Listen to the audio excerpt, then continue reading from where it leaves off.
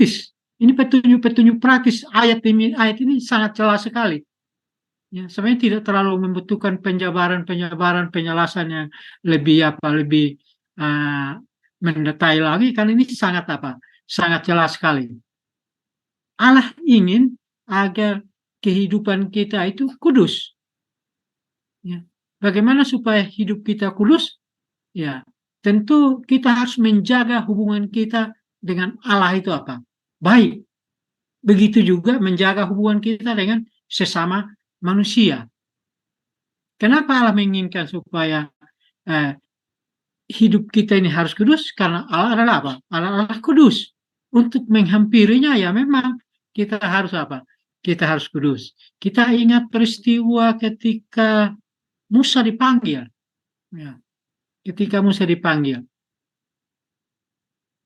suara mengatakan, tanggalkanlah kasutmu karena tempat di mana engkau berada itu adalah tempat yang kudus.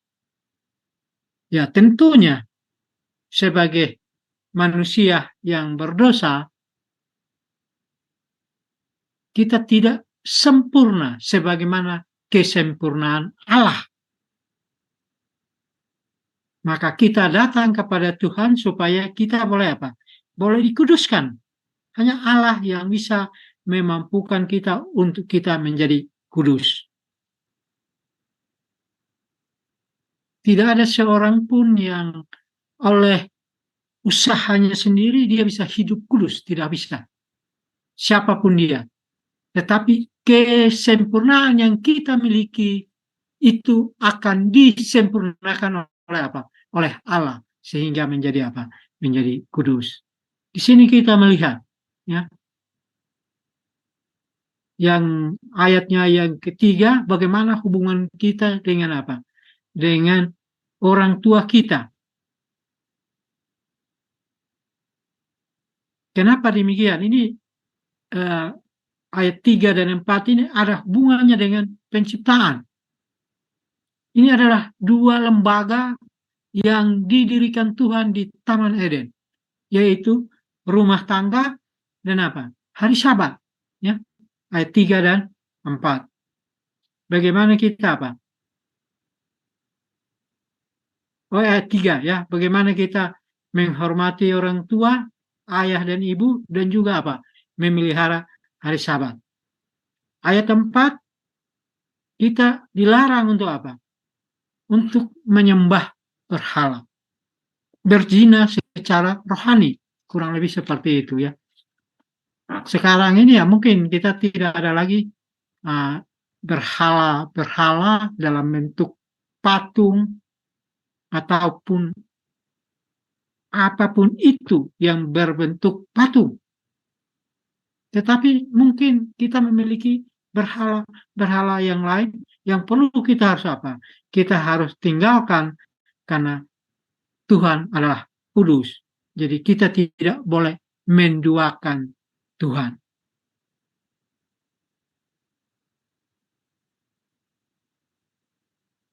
Kemudian tentang bagaimana mempersembahkan korban keselamatan. Korban keselamatan ini dimakan oleh yang memberikan korban. Dan di sini juga ada aturannya. Tidak boleh melebihi 3 hari. Ini luar biasa. Ya. Ini juga menyangkut mungkin hukum kesehatan di sana. Ya, memang makanan yang sudah ini ya, apalagi dulu ya saya tidak tahu ya, tapi sepertinya dulu itu belum ada kulkas. Kalau sekarang ya mungkin masih bisa disimpan, tetapi itu pun sudah kurang bagus kalau makanan itu disimpan terlalu lama. Nah ini, bayangkan 3 hari makanan itu sudah dimasak 3 hari kemudian baru baru dimakan. Ini dilarang juga. Hal yang berikut, ketika kita menuai, dikatakan ya sekarang ya mungkin kita hampir di kota besar seperti tidak menanam ya, tidak menabur tidak menuai.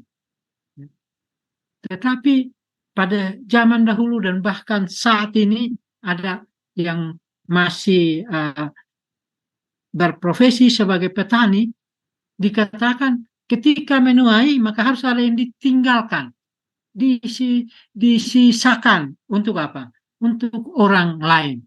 Ingat peristiwa apa? Boas dan apa? Rut. Ya. Peristiwa Boas dan Rut, di mana Boas menginstruksikan kepada apa? Para pekerjanya untuk meninggalkan sedikit-sedikit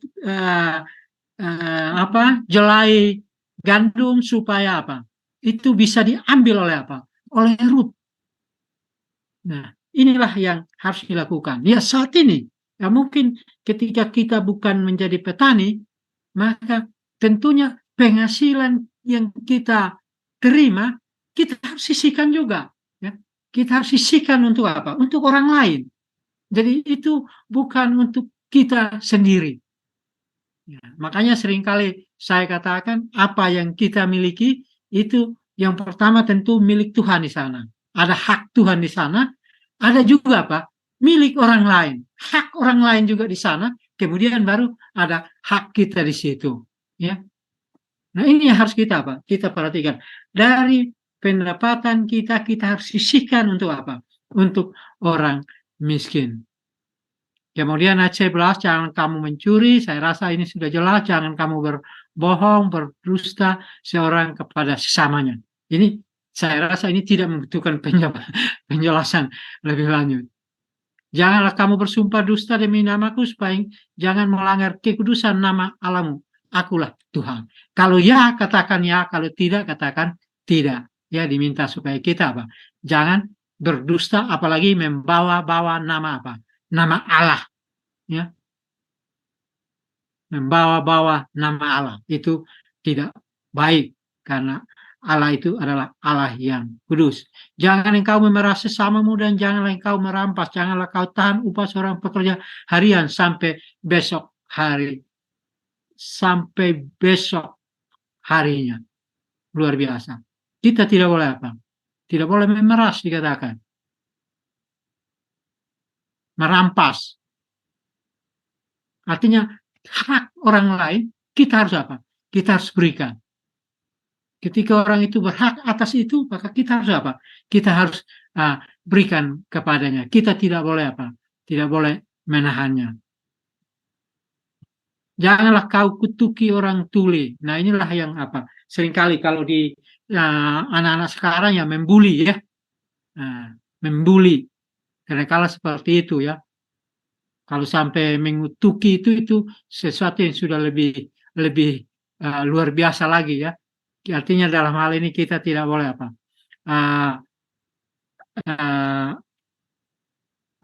Merendahkan ya, merendahkan sesama ya. Merendahkan sama, apalagi berniat untuk melakukan apa? Melakukan sesuatu yang jahat kepada apa? Kepada sesama. Di sini dikatakan apa? Jangan sampai kita menaruh batu sandungan. Ya, menaruh batu sandungan supaya yang buta itu terantuk, ya, tersandung. Nah, ini hati-hati. Di dalam hal rohani pun jangan sampai apa? Kehidupan kita juga menjadi batu sandungan bagi apa? Bagi orang lain. Ya. Jangan sampai kita menjadi batu sandungan bagi orang lain. Oleh karena kita, maka orang lain pada akhirnya apa? Keluar dari kebenaran. Oleh karena kita, makanya orang lain tidak apa? Tidak jadi bergabung bersama kita. Ini kita perlu apa? Perhatikan, jangan sampai kita menjadi batu sandungan bagi orang lain. Ini tentang pengadilan, jangan berlaku curang. Kemudian tentang fitnah, ya, jangan menyebarkan fitnah. Ya, kalau peradilan ini saya rasa kita orang fan hampir saya tidak katakan 100%, tetapi sebagian besar tidak selalu berperkara. Ya.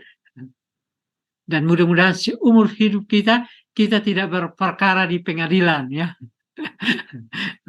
Mudah-mudahan ya seumur hidup kita kita tidak berperkara. Tapi kalaupun itu terjadi bukan oleh karena apa? Kesalahan kita. Kecuali kalau kita difitnah. Nah, ini ayat berikutnya ya menyebar fitnah. Nah, itu bisa saja terjadi ya, berlaku di dalam kehidupan kita.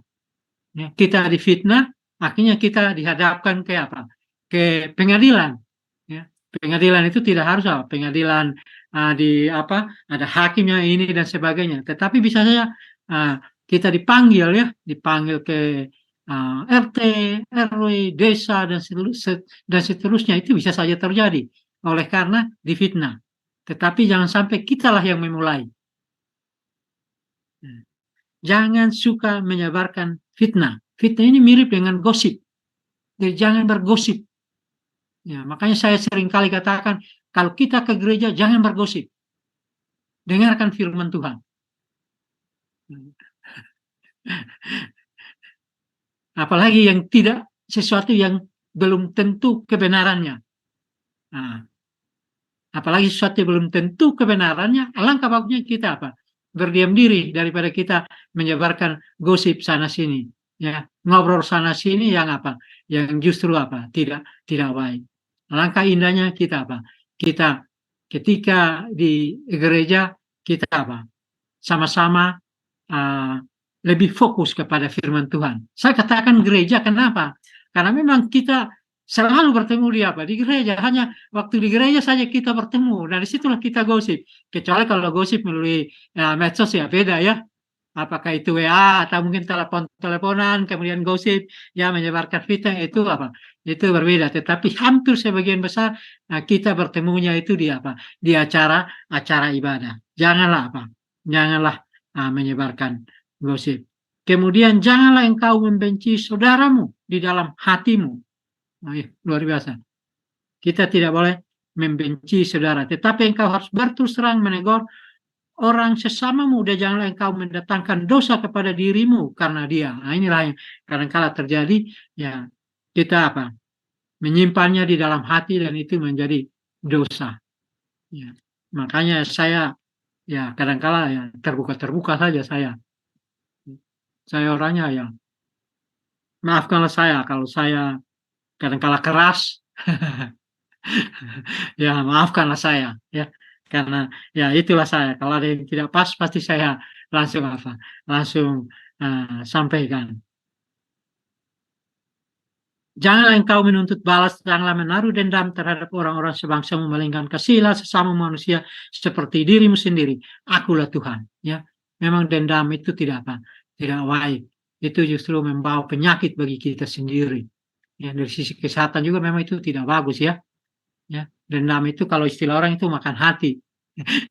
Kata orang itu makan hati. Artinya ya tiap hari itu kita ya kita pikiran kita dikacaukan, hati kita, ya jadi alangkah maksudnya memang dendam itu sebelum masuk matahari selesaikan. Nah, ini. Saya terus terang, kadangkala juga bermasalah juga, yang walaupun ya mungkin saya tidak salah, ya, tetapi saya apa? Saya datangin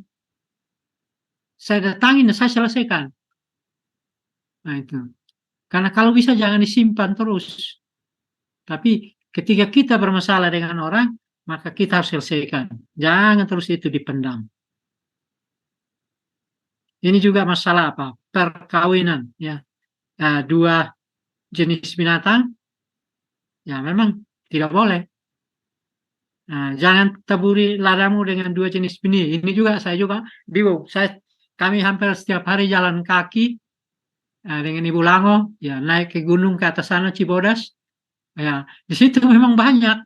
Ada yang tanam jagung, di bawahnya ada tanam sawi, ada tanam kacang dan sebagainya. Ya, saya tidak tahu.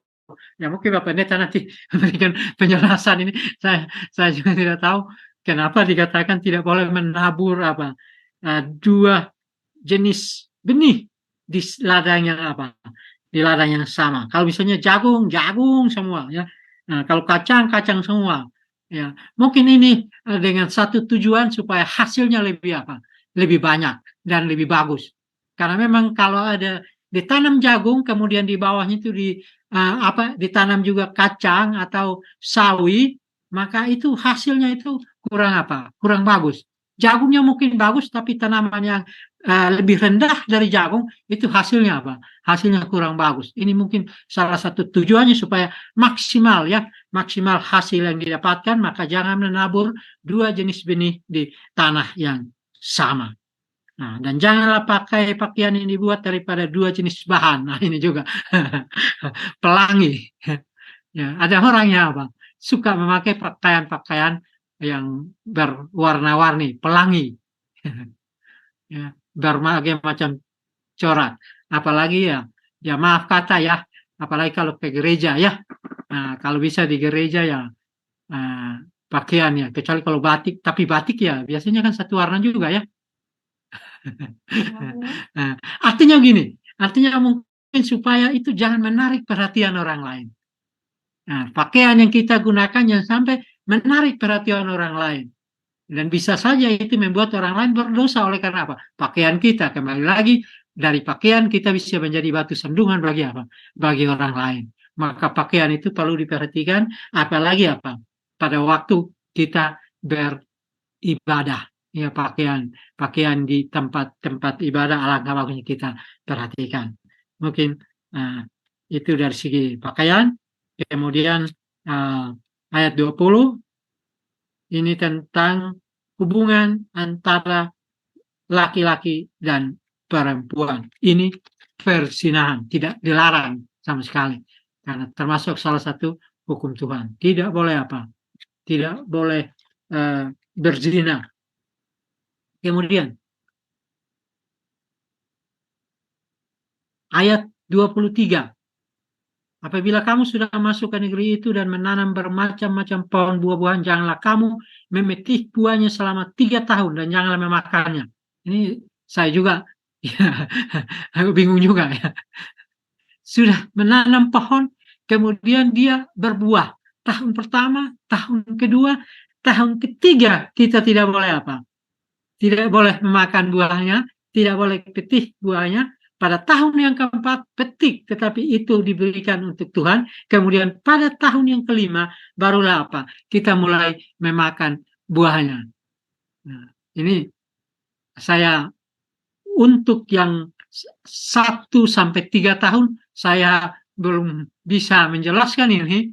Tetapi untuk yang tahun yang keempat, kemudian tahun yang kelima, ini menunjukkan bahwa di dalam setiap berkat yang kita dapatkan, hasil yang kita dapatkan itu kita harus apa? Utamakan Tuhan. Ya. Kita harus Tuhan, hak kepunyaan Tuhan kita harus apa?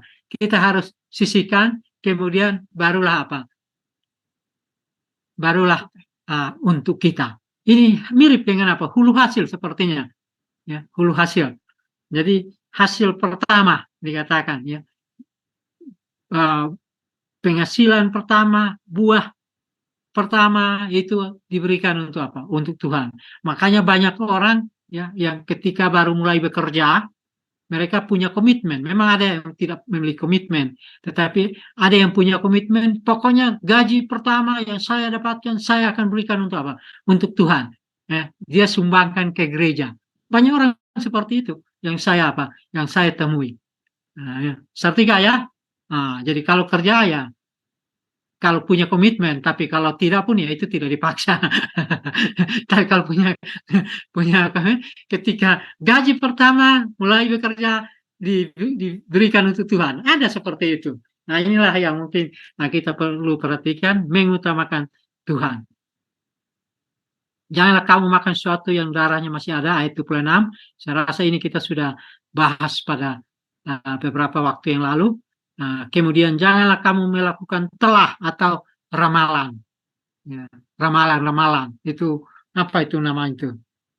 Zodiak.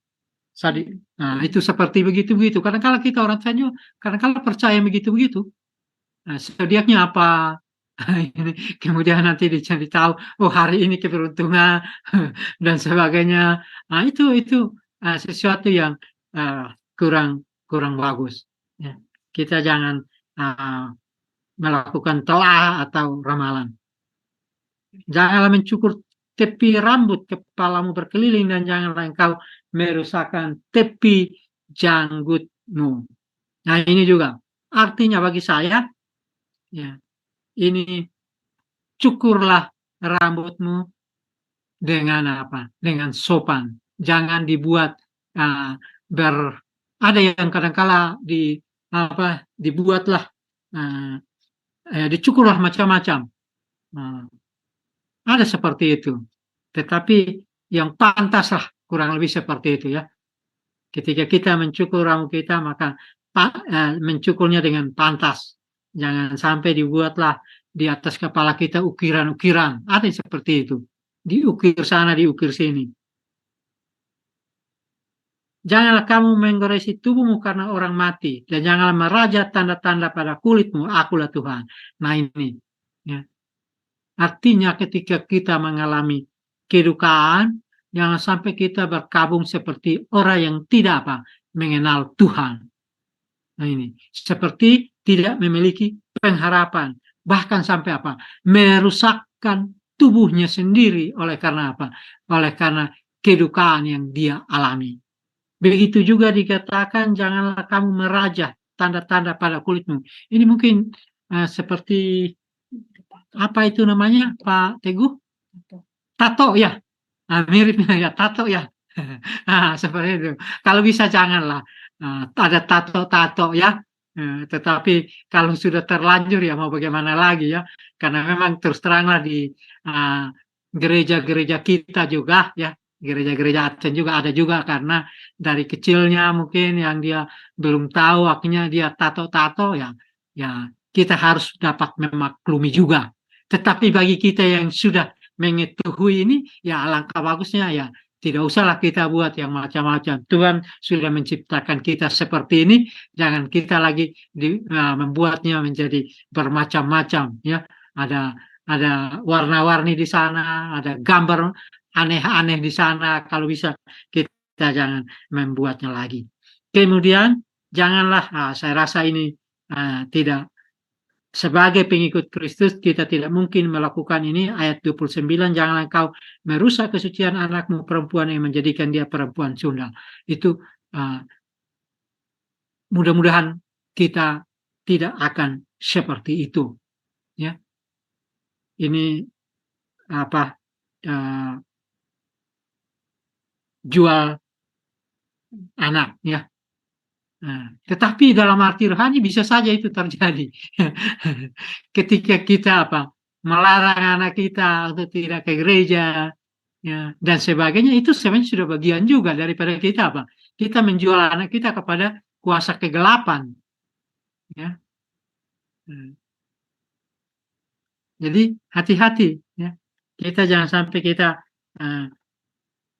tidak menjual anak kita secara jasmani, tetapi kita menjual anak kita kepada kuasa kegelapan. Itu juga kita harus hati-hati. Yang berikut, ayat 31, janganlah kamu berpaling kepada arwah atau kepada roh-roh peramal. Tadi lagi saya yang di ayat yang keberapa itu sama ya. Jadi kita jangan berpaling kepada arwah, percaya ya, dan arwah percaya bahwa orang yang mati itu masih masih berkeliaran ya. Orang yang mati itu masih berkeliaran ke sana kemari ya, masih hidup ya. Itu sesuatu yang tidak baik ya. Saya waktu pulang kemarin ke kampung itu banyak sekali cerita tentang bapak saya. Banyak sekali cerita tentang bapak saya, tetapi ya saya tidak percaya. Karena sejak meninggal sampai saat ini saya ke sana tidak pernah muncul di hadapan saya. Tidak pernah muncul. Padahal saya berharap kalau bisa dia muncul. Saya ingin melihat. Karena sampai di sana semua bercerita ya, bahwa bapak kadang-kala jalan mondar-mandir dalam rumah tidak pakai baju dan sebagainya. hanya pakai selimut, ya macam-macam. Di dalam rumah kemudian dia batuk-batuk. Nah, saya juga bingung. Ketika kami di sana, saya tidak pernah tidak pernah melihat ini ya. Jangan percaya kepada arwah-arwah, kepada roh-roh keramat. Kemudian kita harus hormat kepada yang lebih tua. Ya. Kita harus hormat kepada yang lebih tua. Di sini yang ubanan belum tentu tua ya. Seperti saya kan Pak Loloang lebih tua dari saya. Walaupun saya sudah putih. Ya, tetapi kalau ada yang menghormat ya puji Tuhan karena kebetulan rambut putih. Nah, tetapi dalam hal ini kita harus menghargai, menghormati yang lebih tua. Kemudian kita juga harus menjadi tempat di mana kita bisa menampung orang lain. Rumah kita terbuka untuk apa? Ya. Untuk orang lain. Masih. Rumah kita itu harus terbuka untuk orang lain, menerima mereka karena kita pun adalah pengembara di dunia ini. Kalau bangsa Israel, mereka pernah menjadi apa? Orang asing di Mesir. Kalau kita di dunia ini, kita hanya sebagai pengembara. Ya, negeri kita adalah di surga. Maka kita juga harus harus menjadi pengembara. Menerima mereka yang sedang mengembara atau orang asing. Janganlah kamu berbuat curang dalam peradilan mengenai ukuran, timbangan, dan sukatan. Ini pun harus kalau bagi yang berdagang, maka harus harus jujur. Ya. Kalau 1 kilo, katakan 1 kilo. Nah, kalau hanya setengah kilo, jangan 900 sekilo itu berapa gram ya? 1000 gram.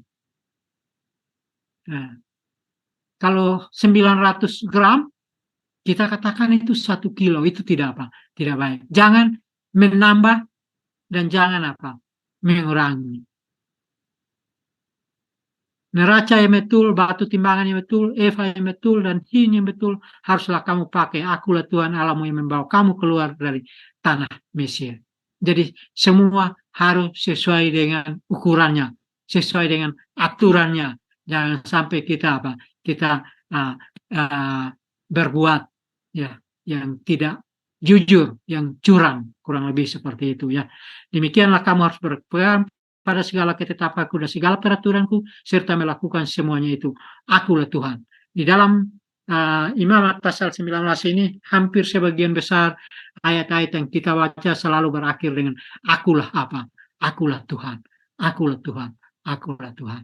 Ketika kita melakukan hal-hal ini yang berhubungan dengan Tuhan maupun berhubungan dengan sesama manusia, kita melakukannya sesuai dengan rencana Tuhan, dengan kehendak Tuhan, maka kehidupan kita tentu dari hari ke hari semakin baik, semakin dekat kepada Tuhan, dan kita akan mencapai kesempurnaan sebagaimana kita manusia. Ya, saya tidak bisa katakan sempurna seperti Allah, karena Allah tidak pernah berdosa. Kita akan mencapai kesempurnaan sebagai manusia, dan biarlah kiranya Allah yang akan menyempurnakan kehidupan kita. Mungkin ini saja yang bisa saya sampaikan. Kiranya Tuhan memberkati kita.